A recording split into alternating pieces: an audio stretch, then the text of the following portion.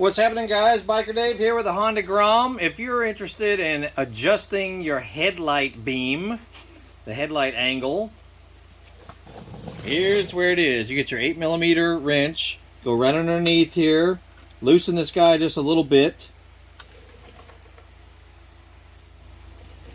as you see.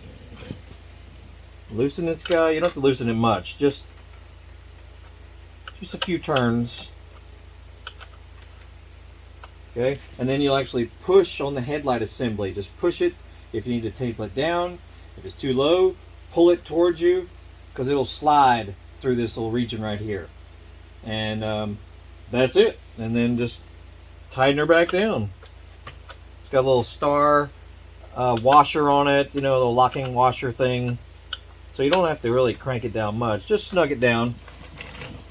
And that's all there is to it. This is a 2020 Honda Grom. Really cool little bike. I really like it, man. These things are awesome. If you don't have one yet, I recommend it because they're just fun as crap. You know, they can hang with traffic on most normal streets. You know, it can do 55 miles per hour pretty easily in stock form. All kinds of parts available for them, mods and things people do to them.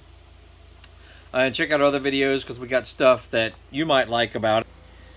We got other videos, you know, with tips and services and little tuning the fuel injection and things. You know, so just look through our channel and there'll be a playlist link at the end of this video of all the videos we've done about this bike. So check it out.